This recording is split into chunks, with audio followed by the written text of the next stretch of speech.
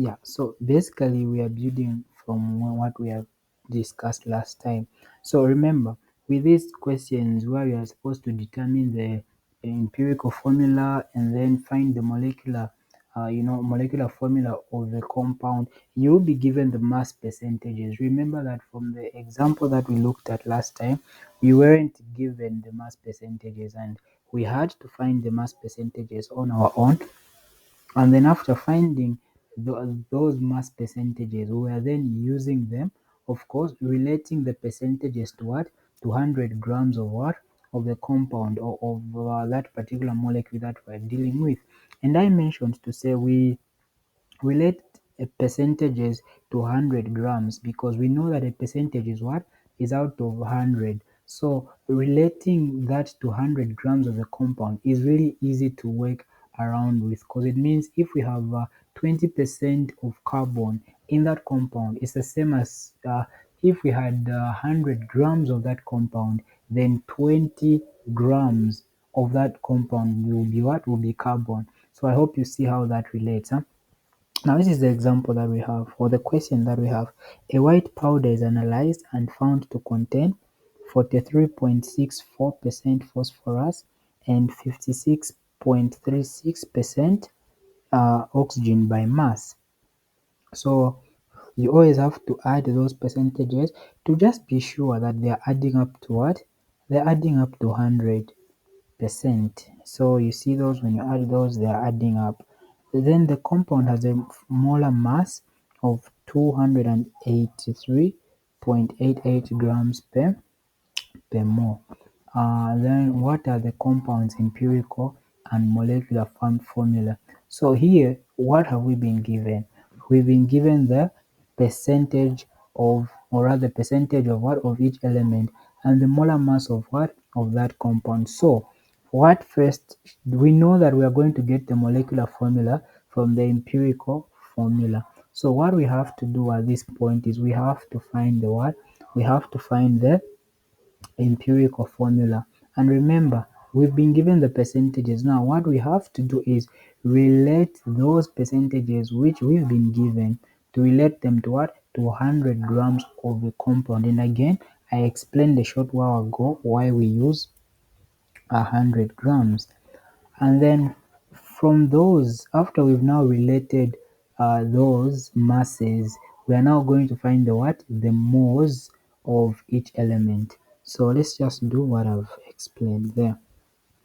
So what have we been given? So we know we've been given, phosphorus. So we've been given phosphorus. So we've been given phosphorus, and then we've been given oxygen. Then the percentage for phosphorus, we've been given 43.64% by mass, and then for oxygen, that's what? 56.36%. And remember, since it's 100%, we can relate each percentage to what? 200 grams of the compound. 100 grams of the compound. So if we relate these to 100 grams of the compound, what does this tell us? It means that phosphorus, this 43.64%, if we had 100 grams of the compound, translates to what? To 43.64 grams. Okay, and then for oxygen, we have 56.36%. Again, this means if we had 100 grams of the compound, this would be what? This would be 56.36. Sorry, pardon me. Yeah, this should be 56.36 grams. Now, since we have the grams, now we are now going to what? To find the moles of each element in 100 grams of the compound. So since we are talking about 100 grams of the compound, and how do we find the number of moles? You remember from what we had discussed earlier on, we say number of moles is equals to mass in grams over either the molar mass or atomic mass, depending with whether you're talking about an atom or you are talking about a compound, isn't it? So it is going to be in grams per mole. So here what do we have? Here we have the masses. So let's find the number of moles. So number of moles for phosphorus. The mass there is what? 43.64 grams. What's the molar mass? Check your periodic table, and that's going to be what? 30.97 gram per mole. Again, always show your units. So it is going to be what? 1.409 moles. And then let's now do the same. Let's do the same for the oxygen. So moles for the oxygen is going to be 56 point what? 36 grams, isn't it? And then oxygen, of course, we know it's going to be what? That's 16 gram per mole. So this is going to give us what? 3.523 moles. Okay, now when we reach this point, then we now want to find. So what we're going to do then is we write phosphorus here and oxygen here, and write the what? Their respective moles. The moles that we found.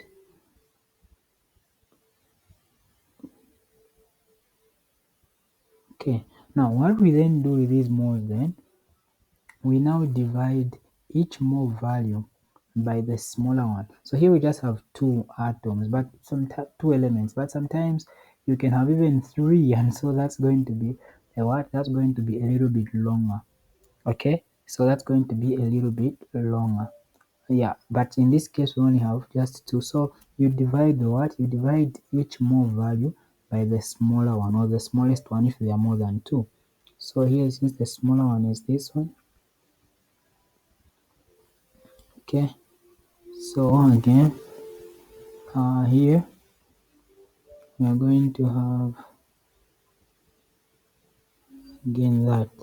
So since these are the ratios, so we are going to have this one becomes 1 and this one becomes 2.5. Now here, this is where now you have to use those rules that we discussed. Remember, here you can only round off the two a number if it's very close. So for instance, numbers such as 1.999, 1.95, and also the numbers which you can just leave the way they are. So maybe if it was 2.001, but 2.5, it's not. I know in mathematics it would be sufficient for us to round off, but in chemistry, and especially this topic, we don't round off like that. Okay, so now since we can't round off that one based on the principles that we discussed last time, so how then are we going to manipulate these numbers? So what you do is you have to find a number, okay, because remember, you can't have a formula that's of p and then you can't have something like this. You can't have something like this. So what this basically entails is that we need to find a way in which we can actually multiply these two numbers by the what? By a certain number, a simplest number, okay, which is going to give us what? Whole numbers. So what number are we going to use? Of course, the smallest is what? The smallest we can use to give us whole numbers is what? 2. We can use 4, but we are going for the smallest, isn't it? So when we multiply these numbers by 2, which is going to give us what? These numbers are going to become 2, and this is going to become 5. So now this means So this means that the empirical formula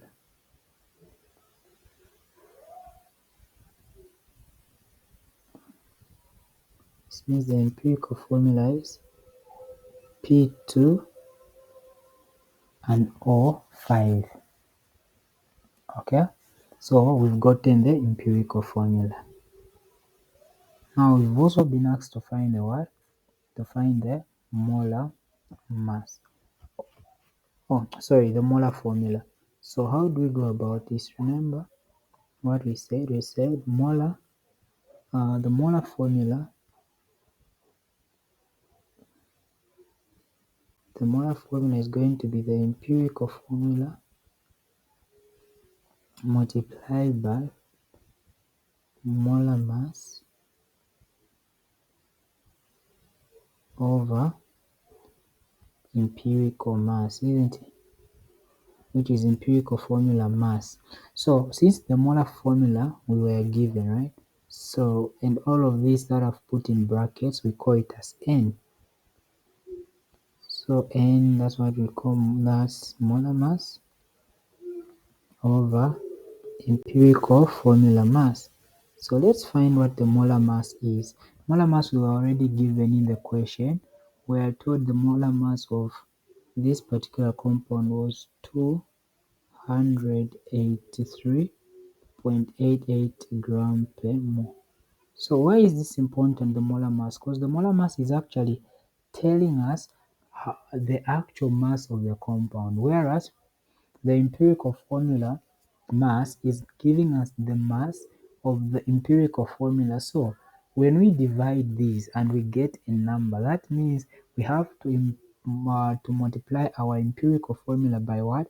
By that number, so that that particular number can equal to the molar mass. For instance, if our molar mass was 5, okay, and then our empirical formula mass was 2.5, what does that mean?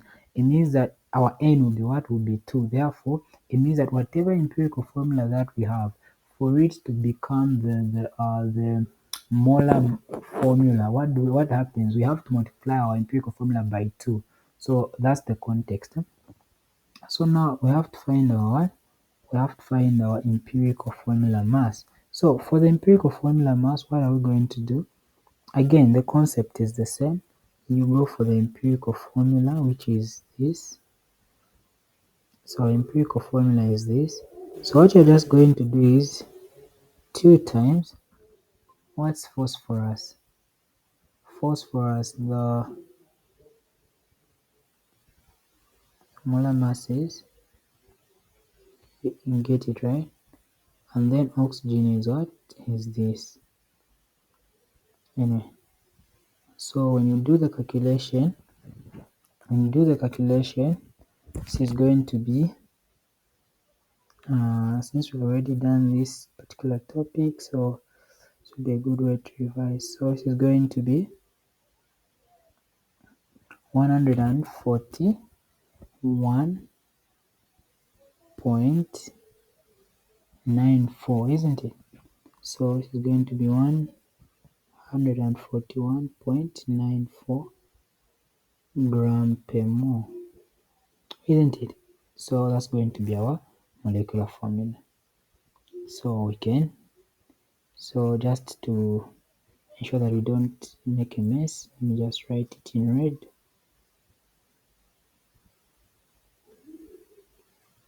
Yeah, so our answer is going to be N is going to be 2. So this means for us to find our molar formula or molecular formula, we have to multiply our empirical formula by 2, which is that N. So on the phosphorus, 2 times 2, this 2 times 2 gives us 4. On oxygen, 5 times 2 gives us what? Oxygen, 10. So then this now becomes our molecular formula. So basically that's how we go about such questions. So, do you have any questions concerning this? Any questions? Okay, so basically that's how you want to go about that. So let's now go now to the next part, which is chemical equations. Okay, so chemical equations. So here, this will be a little bit like revision of grade 12, but chemical equations, chemical reactions, a chemical change. Remember, a physical change and the chemical change. A physical change is one that is reversible, such as melting and freezing, whereas a chemical change is one that's not reversible. For instance, when you burn charcoal, you can't reverse it, right? So that's an important thing to take note of. So when we represent, for instance, we know methane. Methane, that's in organic chemistry. When we discuss that, that's what we call an alkane. So when you combine it with oxygen in air, it burns. It produces carbon dioxide and water. So what we started with methane and oxygen, those are our reactants, isn't it? And then carbon dioxide and water are our products. So all the atoms present in the reactants must be accounted for among the products. So this is where it then becomes important to what? To balance equations. So the main reason why this is very, very important is that it helps us to know, because what happens between reactants and products is simply the fact that in the um, in the reactants, bonds are going to be what? Bonds are going to be broken and new ones are going to be formed, which are going to be the what? Which are going to be the water, right? Or which are going to be the carbon dioxide and water. So now that's something that's important. And you realize that the atoms, no atoms are lost, no atoms are destroyed, no atoms will just come from the blues. The same atoms will have to interact. So this means that all the atoms which are on the reactant side, they have to be accounted for on the product side. That's where now we'll now talk about the issue of balancing chemical equations. I know that's something you did in grade 12, but then in this context, we also talk about balancing ionic equations. Perhaps that's something that you might not have done. Now, the other key thing that you want to know is state symbols. So state symbols are very, very important because they tell us the state in which the reactants and the products are in. For instance, if you've got hydrogen chloride, okay, hydrogen chloride as a solid, it will just be something, right? But when you place it in water, what happens? It becomes hydrochloric acid. Isn't it? So these state symbols are very important. Actually, in chemistry, the chemistry department, by the way, is a very, very sensitive department. So when you write an equation, you leave out state symbols, you lose marks, right? So those are the state symbols. So solid is just S in brackets, liquid is L in brackets, gas is G in brackets, and then when it's dissolved in water, also known as aqueous solutions, that's the AQ there. So those are examples being given. And again, you see what this table is showing you.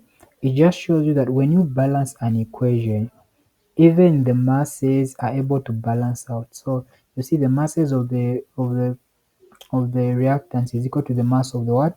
Of the products. And this is something that we really discuss in detail.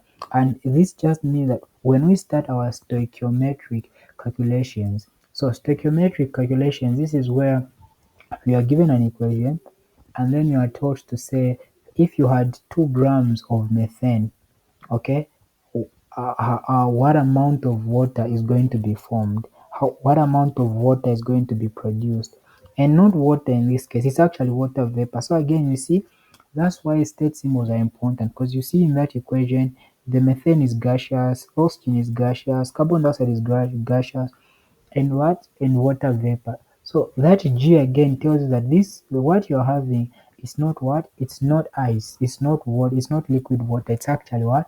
Water vapor. And so that's important because then when you're doing this, particular experiment, you will not say, oh, okay, I'm expecting to what? I'm expecting to find to have water vapor produced. And so if you want to capture it, you know how to capture it. So that's something that's very, very important to take note of. Yeah. Okay. So that's something that you want to be comfortable with. Yeah. So when we start talking about stoichiometry calculation, so you're given if we have 4 grams of methane, what amount of water vapor will be produced? Again, usually you're going to be given an equation that's not balanced, and most people make the mistake of just jumping into calculating. So they will do all the calculations. The calculations will be correct, but the answers will be wrong. Why? They've not balanced the what? The equations. Because we talk about the more ratios and everything, which you can only capture those, you can only get those to be accurate if and only if the equation is balanced, right? Now, talking about balancing equations. So here again, it's very, very important uh, so whenever we are balancing an equation, what are some of the things that we need to know? What you have to know is that when you are balancing, you don't have to change the reactant of the product so that it fits in. For instance, what I mean is this. So for instance, you are given an equation such as this to balance.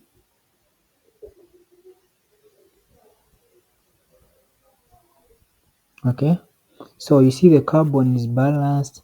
Now you see that since you see that the hydrogen is not balanced, what that point is saying that you can't put a 4 here and say okay now it's balanced. Okay, that's what it means. So you see here it's 2, here it's 2, and here it's 3. So you can't say okay, let me make this oxygen to be oxygen 3. So now the oxygen have balanced. You can't do that. So that's what that point is making, to say whenever you are balancing, you don't have to affect the what? You don't have to affect the identities. You don't have to affect the compounds, the molecules involved. You just have to balance, just have to work around with the what? With the moles. So that's an important point there.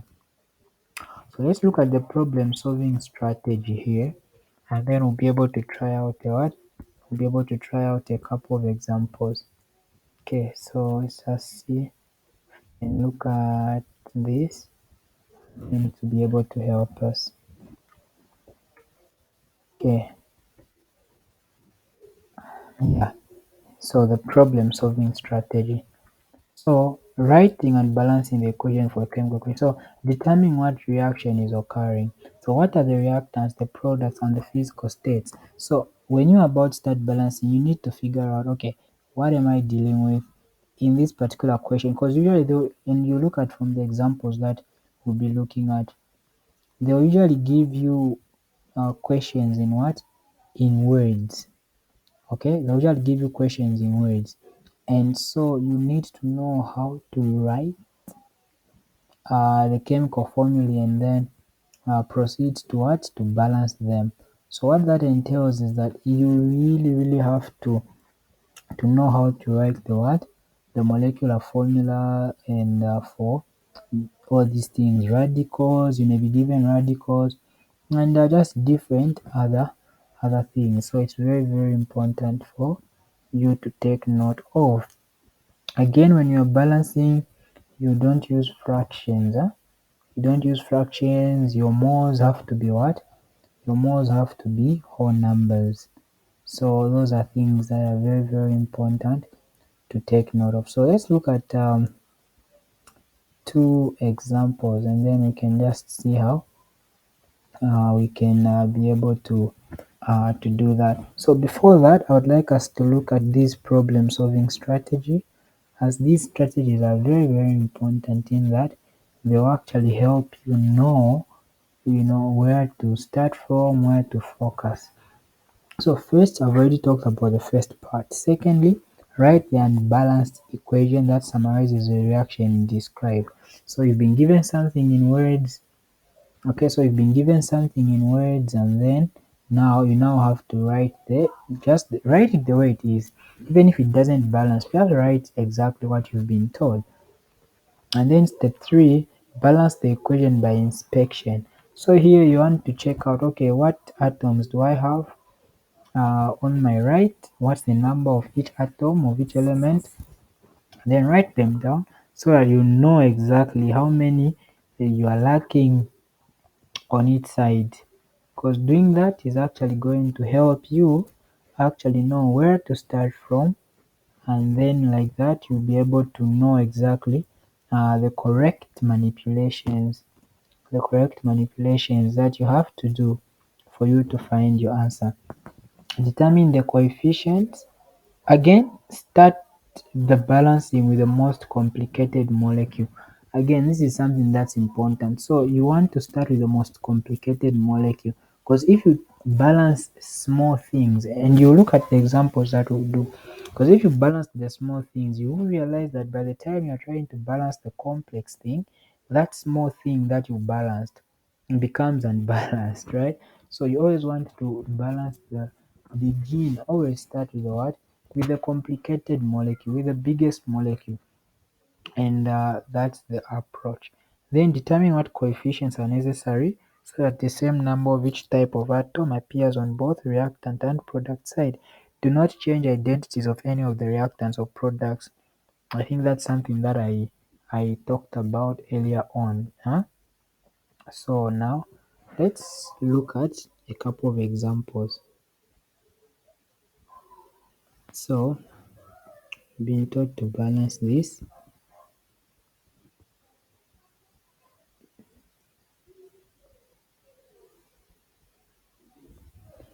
Okay, so we've been taught to that, then oxygen, then we have carbon dioxide, and then we have water vapor. Now, this is very interesting. So here, again, what do you want to start with? You want to first figure out exactly uh, what atoms, or number of atoms you have on the left and right hand side. So here what you're going to start with is, you're going to start with your carbon, hydrogen and oxygen, carbon, hydrogen and oxygen. So here you're going to say carbon, you've got how many? 2. On the right you've got 1. Hydrogen you've got 6, and then here you've got 2. Here you've got 3, and here you've got 3. Okay, so then which areas are we going to look at? So again, of these, look at the reactants, or everything that we have in here. Which one is the most complicated molecule? I guess you are telling me that it's this one, isn't it? So you want to start balancing that one first. So how do we balance this? So you see the carbon here is 2, there carbon is 1. So what do? We have to add the 2 here. So meaning we're going to have 2 times 2. So here we've got carbon 2. Okay, that's balanced. Let's go to the hydrogen. Hydrogen here is 6. Oh, sorry. Did I put, pardon me, it's 5. Oh, no, it's 6. 6. Here there is 5 and then plus this one, right? So it's 6 there, right? And then we've got on the right hand, we've got 2. So here you have to think again to say, what number can I, because here you've got 6 on the right hand side, and then here you've got 2. So what number can you multiply 2 to get 6? Okay, so you're saying 3, isn't it? So you have to multiply 2 by 3 for you to get what? For you to get 6. So meaning this 3 has to go on the water. So meaning you've balanced the carbon and the hydrogen. Let's now check for the oxygen. What exactly is happening with our oxygen? So oxygen, we've got 3 and we've got 3. but that was before we did these manipulations. So since we for the oxygen we only changed pretty much, let's check the right. So the right here, this one gives us what? Uh, 2 times 2 here gives us 4. Then 3 times 1 there gives us what? Plus. So it's 3 plus. So it's 3, 4 plus 3, isn't it? So we've got oxygen is now what? Is now 7. But on the left hand side remains what? 3. So now what can we do here?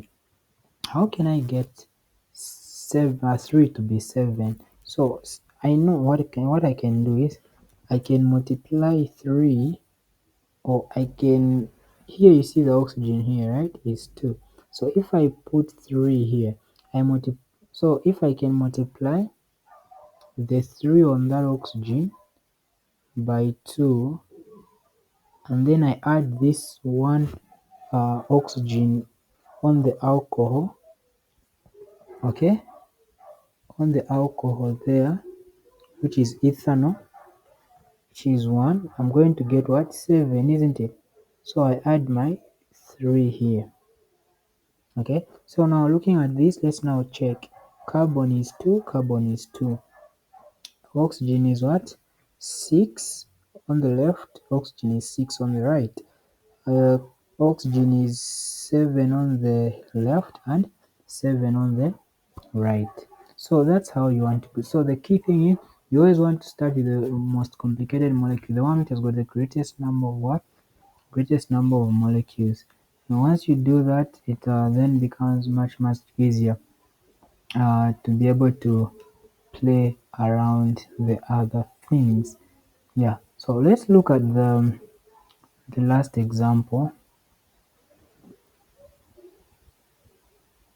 Now this one, like I said, that's how usually most of your questions are going to be given, where they'll be in word form, and you have to figure out the you have to write the correct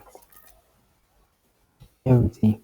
So here you've been told at 1000 degrees Celsius, ammonia gas, NH3, and here they're actually very lenient, because usually sometimes how the lecturer can trick you is to give you to say ammonia gas, but then not tell you, or rather not put those tiny brackets there. So what they can just do is they could just tell you to say, oh, ammonia gas, but not put the state symbols there. But here, because it's the first time that they are mentioning this in the book, so that's why they've taken the liberty just to help you. So now ammonia gas reacts with oxygen gas to form gaseous nitric oxide, which is that, and water vapor. This reaction is the first step in the commercial production of nitric acid by the Ostwald process. Balance the equation for this reaction. So remember, what's the first thing you do? You want to figure out which are your reactants, what are your reactants, what are your products, and then with that information, including the state symbols, you then want to write the equation, right? You just write it the way it is, no need to balance it at this point. You're just basically writing what you've been told from the question. So that's going to be our first step as well. Okay, so then what we're going to do is, yeah, so let's do just that. So here we have, so we were told ammonia gas reacts with oxygen gas. So ammonia gas, NH3 gas, reacts with what? Reacts with oxygen gas to form what? To form gaseous nitric oxide.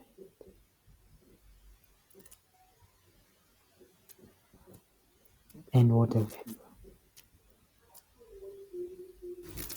Again, water vapor. I've put gaseous there, take note. Now, here, what then you have to do here is since you see that basically here there is pretty much, you can't say okay, this is the most complicated one and everything. Anyway, but we would want to respect the ammonia, right? So let's see how we are going to go about this. So again, we do the first thing. We've got nitrogen, hydrogen, oxygen, nitrogen, hydrogen, oxygen. Now here, when you look at nitrogen, as we are just starting, you will see that nitrogen is 1, nitrogen 1. Then hydrogen is 3, and hydrogen is 2. Okay, trouble there. Oxygen is 2, oxygen is 2. So here our main concern is to balance the what? The hydrogen. Now, here the key thing is what you want to do at this particular point is that you've got two. Oh, sorry. Yeah. So here our key thing here is to what? The main issue is on the hydrogen.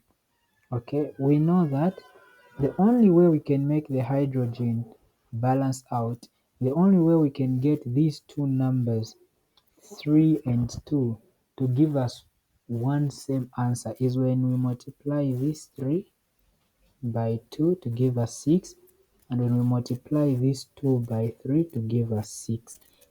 So what does it mean? It means that where the hydrogen is here, I'm going to put a 2.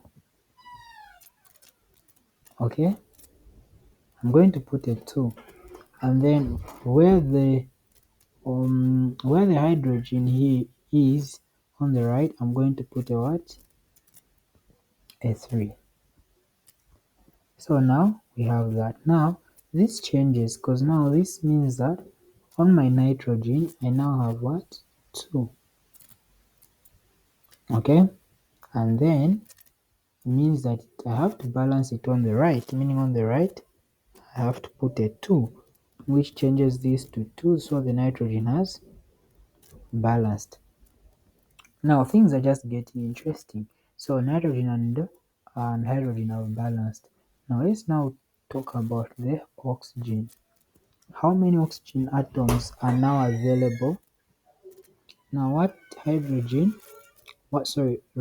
oxygen atoms are now available on the right? So we then realize that what we have on the right is what? On the right we have 5, isn't it? So on the right hand side we have 5. We are now having 5. And then on the left we have what? Apparently we still have 2. Now here you are then thinking, what number can I multiply 5? Oh, sorry, can I multiply 2 to get 5? And then you say, okay. Or in other words, how can I get at a point where I can manipulate 2 and 5 to get the same answer? So it means that I have to multiply this by 5. Okay, so I have to multiply this by 5, which gives me what? 10. And then I'll multiply this by 2 to give me 10. So you can use that route. So meaning that where the oxygen is, you put 5, and then on the oxygen on again there you have to put a what? A 2. Or the other route which you can take could be to say, okay, so that's another route you can take, or you can say, okay, let me multiply this 2 times 5 over 2, and then I'm going to get a what? I'm going to get 5. So then you can then say, okay, again, this is not the conventional one, okay, but it's just, of course, we know that you can't put half and half, right? But it's just for explanation's sake. So meaning then what you are going to have is you're going to have this equation, you're going to have this equation,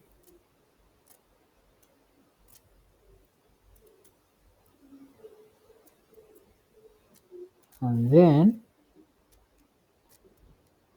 going to have that and that. Now, so meaning to balance it, you can say, okay, let me put 5 over 2 here. Okay, so then this equation becomes balanced because you've got two nitrogen, hydrogen 6, hydrogen 6, oxygen 5, oxygen 5. But then you remember, oh, you know what? We can't put fractions. So you just basically what? Multiply everything by 2 so that you get rid of this fraction. So this becomes 4NH3. Then this one becomes 5. This one becomes 4. So you're just multiplying these. So this one becomes 4 and then 6. So then that would be our answer. So you see, the key thing is just for you to be flexible and for you to be able to see through and understand these concepts, right? So that's something that's very, very important to take note of. Yeah, so that's something that's very, very important to take note of. Okay, so that's something very, very important to take note of. Okay, so let's now proceed now to stoichiometric calculations. So, okay, so in case you wanted the heading, here is the heading there. 3.10 stoichiometric calculations, amounts of reactants and products. So we've talked about reactions, products, and all those things, but now we want to be able to quantify. Yes, we know, yes, we know. Okay, let's look at problem solving strategy. Yeah, so we know that yes, these two things reacted, methane, bend in oxygen, produced carbon dioxide and water vapor. But then we're wondering to say, okay, we know that equation took place, and yeah, we are grateful for that. But what we then want to understand is what is that, okay, imagine we got four 4 grams of methane. How much carbon dioxide will be produced and how much water vapor will be produced? We want to know. And this is very, very important, more so in the industrial setup, right? Where they have to know, they have to plan to say, okay, if we want to produce this amount of fertilizer, we need this amount of nitrogen, we need this amount of what, we need this amount of what. So basically, this is now the part which we've reached. So now the problem solving strategy. So calculating the masses of reactants and products in chemical reactions. Again, the first thing is balance the equation. Most people, I don't know if it's because of exam stress or something, they just rush. They just rush and start solving. Before doing any calculations involving a chemical reaction, be sure the equation for the reaction is balanced. And why is this important? Because remember, the more ratios are very, very important, because how we solve for these questions, how we solve these things, we use the more ratios. So, which entails that if you get the more ratios wrong, it means that, trust me, no matter how much you calculate, you will not find the correct answer. So that's the thing. Then now two is convert the known mass of the reactant or product to moles of that substance. So what happens is they will usually give you the mass of either the product or the reactant that they want you to focus on, and then as you focus on that, you are then going to make use of that information or of that mass of that product or reactant to then be able to find the number of moles of that substance, and then using that balanced equation, that's why the equation has to be balanced, you can then relate the what, you can then relate the moles using the what, using the coefficients that were used to balance the what, the equations. And then meaning that based on one, just one known mass, you can actually be able to find the moles of that particular substance and then relate it to the moles of the what? The moles of the other reactants and after all products. And once you do that, remember, how do we find mass? Simply multiply the number of moles by the what? Number of moles by the molar mass, isn't it? So the moles will cancel and then you're going to have your grams. Okay, so then use the balanced equation to set up the appropriate mole ratios. I've talked about that. Now use the appropriate mole ratios to calculate the number of moles of the desired reactant and product. I've talked about that. And then convert from moles back to grams if you required. Okay, so again, I've talked about this, right?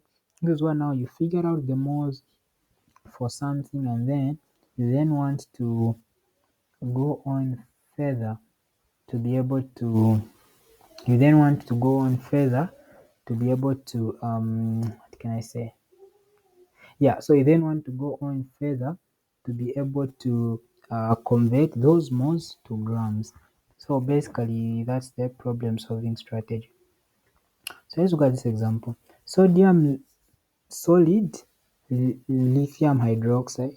So again, the reason why they are telling you solid and everything is because they know that at some point you have to what? You have to um, you have to write the state symbols. And so for those state symbols, they want you to be able to what? To write the appropriate state symbols. So solid lithium hydroxide is used in space vehicles to remove exhaled carbon dioxide from the living environment by forming solid lithium carbonate and liquid water. What mass of gaseous carbonate can be absorbed by 1 kg of lithium hydroxide? So here we are then going to write um, okay, so we're going to write that. So lithium hydroxide, and we're being told it's solid, and then reacts with carbon dioxide, which is gaseous of course, to give us lithium carbonate. So here you need to know how to write these things.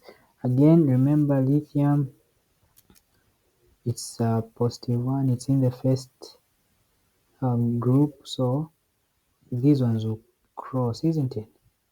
So the two there, anyway, just in case you forgot how to figure out these things, but we discussed them in when we first started. So uh, just move it a little bit here. Yeah. So and this is solid and then liquid water. So liquid water, right? So you've got the liquid water. So now here, what do you do? What do we know? We want to find the what? Mass of carbon dioxide. What we're interested in is to find the mass of carbon dioxide that can be absorbed by 1 kg of lithium hydroxide. So again, remember that in stoichiometry we use what? We use grams, but here we've been given kilogram. So meaning you know that we have to do some conversions. Okay, so you know that we have to do some conversions. So again, now the first thing first, what do you want to do? You want to balance out this equation. Since we've already done balancing equations, so I'll simply just write the balanced equation. So it's just adding a 2. Adding a 2 there, everything is. Let me see, just adding a 2 there. What else do we have to add on? Yeah, I think just that is enough. Yeah, so that equation is balanced, isn't it? Now we need to find the what? The number of moles of lithium hydroxide which are in 1 kilogram. So again, remember moles is what? It's mass in grams over the molar mass if you are talking about a molecule, or atomic mass if you are talking about just an atom, right? So it's going to be in grams per mole. So then what you're going to do is